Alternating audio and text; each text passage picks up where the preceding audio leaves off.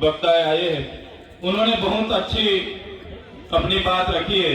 ज्यादा बात मैं नहीं रखूंगा। काफी सारे एमएलए बैठे हैं, हमारे साथी मित्र राजकुमार जी बैठे हैं, तो उनको भी हमको सुनना है, तो ज्यादा बात मैं नहीं रखूंगा। लेकिन साथियों, हमारा इतिहास गौरवशाली इतिहास रहा है। जब से ये धरती पे मानव सभ्यता का अस्तित्व हुआ, मानव सामाजिक और मानसिक शारीरिक मनुष्यों का विकास हुआ, तब से आदिवासी इस धरती पर है। आदिवासी यानी आदि अनादिकाल से बसने वाला, उसको हम आदिवासी कहते हैं। तो इस मंच से मैं कहना चाहता हूं, आज आदिवासी को अलग अलग नाम से पुकारा जाता है, आदिवासी के नाम से अलग अलग योजना बनाई जाती है। आदिवासी की अस्मिता मिटाने के लिए आपने देखा होगा, आदिवासी को आज शेड्यूल ट्राइब, जनजाति, वनवासी, वन बंधु के नाम से भी याद बुलाया जाता है। तो इस मंच से सभी मेरे साथियों को निवेदन करता हूं, तो आदिवासी को बचाने के लिए हम कोई वन बंधु नहीं है, हम कोई वनवासी नहीं है, हम आदिवासी है, आदिवासी ही हम रहेंगे। साथियों, आदिवासी का इतिहास डॉक्टर जीतू भाई ने बताया कि 23,000 साल से यहाँ आदिवासी रह रहा है। आदिवासी का स्वभाव सरल था, संवेदनशील थे। आदिवासी प्राकृतिक पूजक थे, प्राकृतिक मूल्यों को जतन करते थे, सामुदायिक भावना साथ में रखते थे, सरकारी भावना रहती थी। और हमारी संस्कृति, हमारी परंपरा, हमारी विधि, जो भी हमारी मरण विधि है, लग्न विधि है, हमारी जन्म की विधि है, सभी हमारे आदिवासी की अलग है। हम प्रकृति के साथ में रहने वाले लोग हैं, हम धर्मपूर्वी हमारी संस्कृति में मानने वाले लोग हैं। तो आपने देखा होगा, आगे की वक्ताओं ने बताया कि जब भी इस देश में नए नए धर्म आए, वो चाहे हिंदू हो, मुस्लिम हो, सिख हो, ईसाई हो, बौद्ध हो, जैन हो, सभी धर्म आदिवासी के बाद इस धरती पर आए हैं। और हिंदू जैसे धर्म ने तो हमारे समाज में, आपको पता होगा कि वर्ण व्यवस्था प्रथा रखी थी कि भाई पहले ब्राह्मण होगा, बाद में क्षत्रिय होगा, वैश्य होगा, और शूद्र में हमारे लोगों को माना जाता था।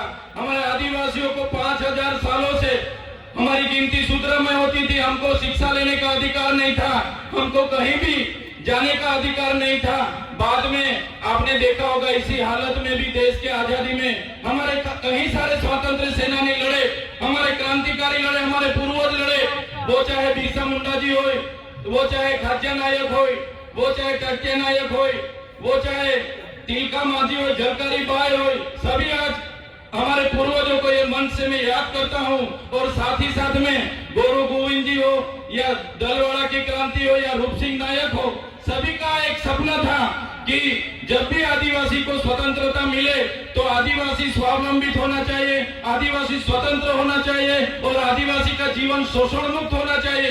लेकिन देश की आजादी के बाद भी जो सभ्य संस्कृति के लोग जो शासन में आए, जब ये अपने समाज को जो सुसंस्कृत मानने वाले लोग आज देश के शासन में आए, देश में संविधान लागू हुआ। संविधान का आमुख कहता है कि ये देश का संविधान, हम भारत के लोग ये देश के संविधान के तहत हमारे देश के लोगों को हम समानता, स्वतंत्रता और बंधुता देते हैं। लेकिन आज भी आदिवासी को समानता नहीं मिली, आज भी आदिवासी को स्वतंत्रता नहीं मिली, आज भी आदिवासी को दूसरी कास्ट में बंधुता नहीं मिली। इसलिए हम कहना चाहते हैं, हम कई सारे कार्यक्रम करते हैं और कई सारे मंच पर भी हमारी व्यक्तिगत बात हम रखते आ रहे हैं, आज भी हम इस मंच से रखेंगे। जब तक आदिवासी को स्वायत्त राज नहीं मिलेगा, आदिवासी का अपना स्वतंत्र राज नहीं होगा, तब तक ये सरकारों में आदिवासियों का विकास होने वाला नहीं है। हमको तीनों और चारों राज्यों, वो चाहे मध्य प्रदेश हो, महाराष्ट्र हो, गुजरात हो, राजस्थान हो, सभी नेतागण यहाँ बैठे हैं, सभी बुद्धिजीवी लोग यहाँ बैठे, कर्मचारीगण यहाँ बैठे। मैं मेरी व्यक्तिगत तौर पे से एक बात रखना चाहता हूँ, हमको आने वाले दिनों में हमारा जो भील प्रदेश था उसको लेने के लिए हमें आवाज उठाना पड़ेगा। हमको भील प्रदेश मांगना पड़ेगा इस सरकार पे। देश का 29वां राज्य हमारा भील प्रदेश होना चाहिए और हमारा भील प्रदेश जब बनेगा तभी हमारा आदिवासी स्वायत्त राज्य में अपना विकास कर पाएगा। ये हम व्यक्तिगत सोच रहे साथियों। आपने देखा होगा, देश के आजादी के बाद हमारे पूरे देश में 8% आदिवासी है, हमारे अनेक राज्यों में बटे हुए बंद के नाम पर, खदानों के नाम पर, जीआईडीसी के नाम पर, जीएमडीसी के नाम पर, कॉरिडोर के नाम पर, सेंचुरी एरिया के नाम पर हमारे आज भी पूरे देश में 1,80,00,000 से भी ज्यादा आदिवासी अपने गांव, अपने समाज, अपने संस्कृति, अपनी प्रकृति के साथ छीन बीन होके आज बेघर हो गए, बेवतन हो गए, आज बेबस हो गए। साथियों, हमें विकास से एतराज नहीं है, हमें विज्ञान से एतराज नहीं है, हमें एक सरकारी तकनीकों से एतराज नहीं है, लेकिन जब भी विकास की बात आती है हमारे आदिवासियों को वहां से विस्थापित किया जाता है। वो चाहे बांध हो, खनिज हो, जीएमडीसी हो, जीआईडीसी हो, कुछ भी प्रोजेक्ट नहीं आते हमारे आदिवासी को टारगेट किया जाता है।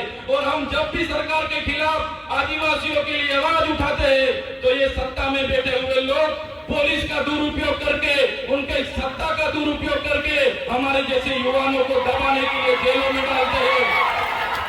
हमारे जैसे युवा जो खुद क्लास 2 ऑफिसर था, क्लास 2 ऑफिसर की अपनी गवर्नमेंट जॉब छोड़ के समाज की लड़ाई के लिए हम आए और समाज के लिए लड़ते लड़ते आज ये सरकार ने फर्जी एफआईआर 19 कितनी एफआईआर हमारे पर कर दी और काफी सारे नेता हमारे समाज के ही है, वो शासक पक्ष में है, फिर भी हमारे जैसे युवाओं को आगे बढ़ने नहीं दे रहे। हमारे जैसे युवाओं को कैसे गिराया जाए वो हमारे ही नेता सोचते हैं। तो इस मंच से मैं कहना चाहता हूँ, हमारे पूरे देश से विभिन्न राज्यों से लाखों आदिवासी माताएं, बहनें, वडीले, युवा साथी यहाँ आए। हमें आने वाले दिनों में हमको आदिवासी की अस्मिता बचाने के लिए चिंतन करना होगा, हमारे लोगों की शिक्षा की चिंतन करना होगा, हमारे लोगों के जो जड़ जंगल जमीन के अधिकार छीने जा रहे उनका चिंतन मनन करना होगा। आज तक हमारा संवैधानिक अधिकार लागू नहीं हुआ, वो चाहे अनुसूचित 5 हो, वो चाहे पैसा एक्ट हो, वो चाहे तोड़ते डबली की बात हो। आज भी आदिवासी की ग्राम सभा की सत्ता नहीं मिली, आज भी रूढ़िगत ग्राम सभा का परवानगी नहीं लिया जा रहा है। ये सभी बातों को आज के इस मंच से हमको सबको चिंतन मनन करना पड़ेगा।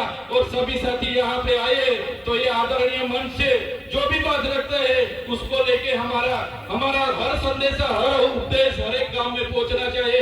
यही बात मैं रखूंगा। समय ज्यादा नहीं है, काफी सारे वक्ता है, लेकिन ये मंच से इतना जरूर कहूंगा कि हम व्यक्तिगत तौर पे मानते हैं सरकारें आएगी जाएगी, पार्टियां बनेगी बिखरेगी, संगठनें बनेंगे बिखरेंगे, हम सभी लोग धर्म संप्रदाय में कहीं भी बटे हुए हैं, तो आदिवासी को पहले आदिवासी की तौर पर एक होना पड़ेगा, तभी अपने आदिवासियों का विकास होगा। यही बात रख के सबका धन्यवाद करता हूँ, सबको जोहार करता हूँ और आखिरी में जय भील प्रदेश के नारे से मेरा वक्तव्य पूरा करता हूँ। जय भील प्रदेश, धन्यवाद।